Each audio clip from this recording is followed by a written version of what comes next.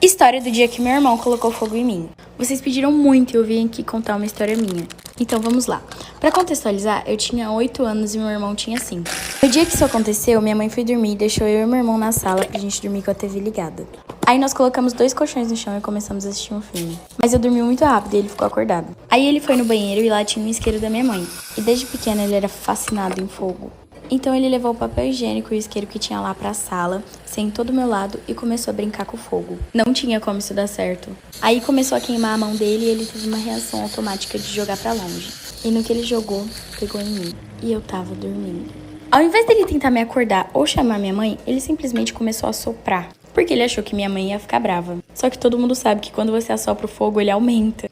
Então aquele fogo só foi piorando. E eu tava literalmente dormindo e pegando fogo. Só que chegou num ponto que tava prestes a pegar fogo na casa inteira. Aí ele foi lá e chamou minha mãe. E nisso eu acordei. Eu literalmente pulei do chão. Minha amiga blogueirinha me passou a perna. Eu e minha melhor amiga crescemos juntas. Sempre amamos acompanhar blogueiras e digitais influencers. Daí nós tivemos a ideia de criar conteúdo. Ela me ajudava e eu ajudava ela. Nós inventávamos ensaios fotográficos, gravávamos vídeos juntas. E era bem divertido, mais pra ela do que pra mim, porque ela só gostava dessa parte divertida. Ela postava tudo de qualquer jeito, sabe? Já eu não, sempre fui muito perfeccionista, então eu levava a sério, pesquisava, estudava, até que eu realmente comecei a crescer. E ela não. Então ela começou a comprar seguidores e participar de alguns sorteios para ver se me acompanhava. E ela realmente até passou o meu número de seguidores. Comecei a conseguir algumas parcerias porque eu ia atrás, mas ela vivia reclamando que ninguém chamava ela para nada.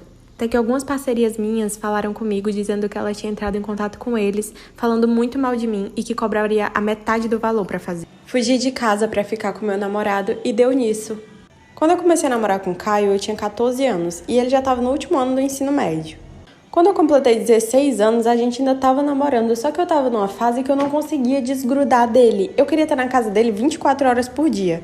Então, quando era de noite, eu sempre pulava a janela da minha casa e fugia de casa para ir dormir na casa dele.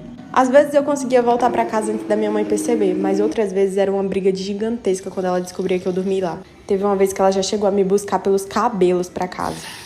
Até que um dia ela cansou dessa situação e ela simplesmente, quando eu cheguei em casa, ela estava com todas as minhas coisas prontas e mandou eu ir embora morar com ele, já que eu queria tanto ficar lá. Eu peguei minhas coisas e fui com aquela cara de afrontosa. Só que é claro que não foi o mar de rosas que eu achei que ia ser, né? A mãe do Caio passava o dia inteiro trabalhando e ele passava o dia inteiro jogando videogame em casa. Um dia a mãe do Caio chegou pra mim e falou: "Olha, já que eu pago as contas, a partir de hoje você vai limpar toda a casa e fazer a comida." Minha mãe queria que eu me ajoelhasse e pedisse desculpa pra amante do meu namorado. Eu namorei o Eduardo por 11 meses e era aquela coisa mais linda, sabe? Aquele amor todo, até ele começar a mudar e ficar frio comigo.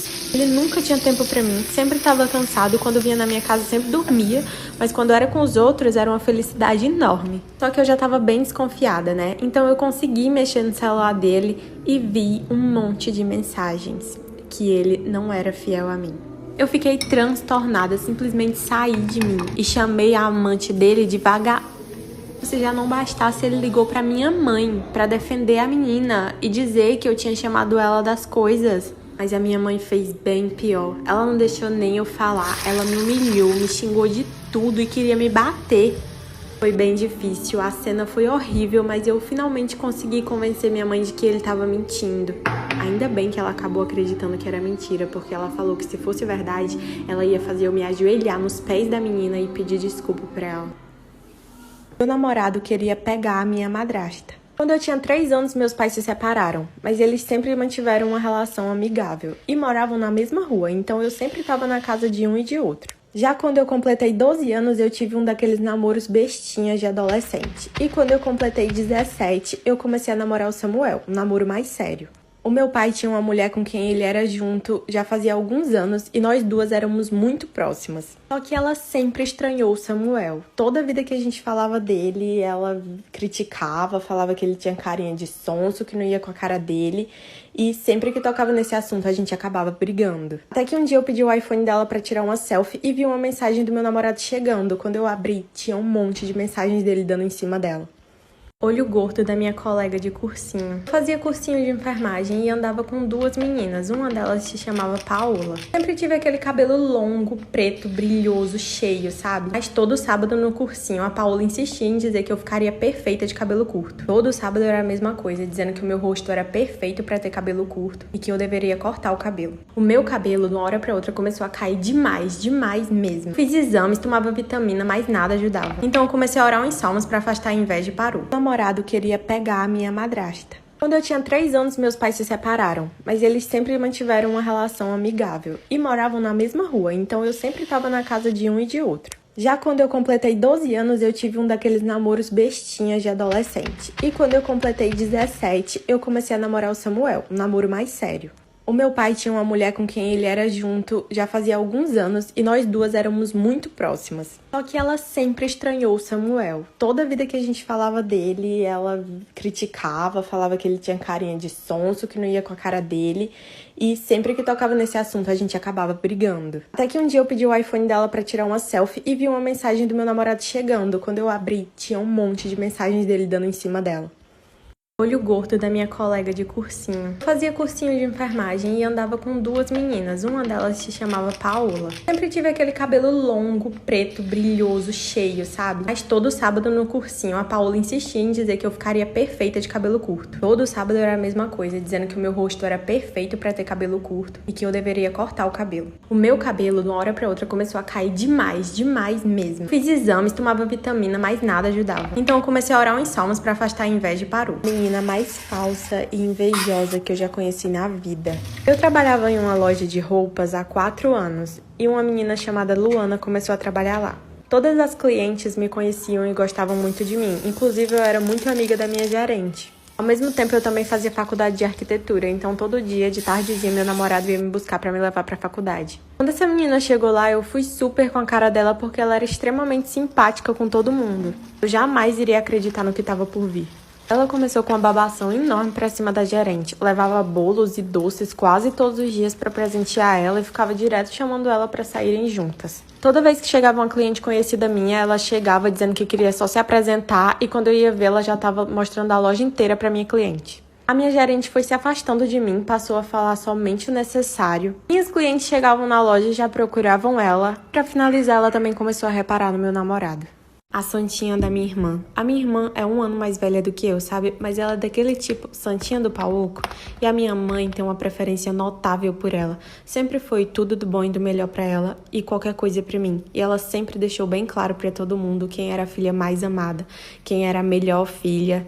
Enfim, mesmo sendo tudo mentira. Isso sempre me magoou muito. Mas como ela repetiu de ano e a gente terminou de estudar juntas, cada uma deu um presente diferente para os nossos pais de formatura. Eu estudei muito, passei para odonto na Federal, que era o meu sonho, e ela engravidou do vizinho casal. A santinha da minha prima. Minha família toda morava praticamente na mesma rua. Todos os domingos a gente se reunia para almoçar na casa da minha avó. Eu e a minha prima crescemos praticamente juntas, mas a gente gostava de coisas totalmente diferentes. E toda vez que a gente se reunia, todo mundo só ficava me comparando com a minha prima, perguntando por que eu não era como ela, por que eu não me espelhava nela. Eu odiava aquilo, mas guardava pra mim. Eu morava do lado da casa da minha prima e eu sempre via ou escutava tarde da noite barulho de carro e ela pulando o muro da casa dela. Mas eu sempre fiquei na minha, sabe? Porque eu não tinha nada a ver com aquilo. Quando as pessoas me comparavam com ela, eu juro que aquilo tudo vinha na ponta da minha língua e eu engolia seco pra não falar nada. É que de tanto esses comentários me fazerem mal, eu parei de ir almoçar na casa da minha avó. Um dia eu tava em casa à tarde, quando os meus pais chegaram de lá, e eles estavam com cara estranha, eu perguntei se tinha acontecido alguma coisa, e eles disseram que tinha ido uma mulher lá, pegado a minha prima pelos cabelos, feito um barraco, porque ela tava ficando com o marido dela. Gente, então, a receita de hoje vai ser um salgado de queijo e presunto, e ele é bem simples. A receita eu vou precisar de meia xícara de açúcar, meia colher de chá de sal, um pacotinho de fermento biológico. Agora eu vou adicionar 400 ml de água morna. Vou dar uma misturada. Fiz 5 minutinhos descansando pro fermento ativar. Agora eu vou adicionar 1/3 de xícara de óleo. Agora eu vou adicionando a farinha de trigo até ficar no ponto de massa, o ponto que eu quero. Misturando com a mão mesmo. Coloquei 5 xícaras de farinha de trigo, agora eu tô sovando a massa, ó, desse jeito aqui.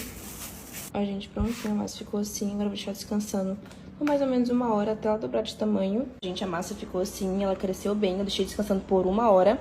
E agora eu vou abrir ela e rechear. Eu vou usar pro recheio presunto, queijo e azeitona, que eu amo. Abri a massa desse jeito aqui. Agora eu vou colocar um pouquinho de requeijão, mas é opcional, tá? Eu vou passar assim na massa. Vou colocar os recheios, que vai ser o queijo, o presunto e a azeitona. Agora eu vou enrolar a massa desse jeito aqui, ó.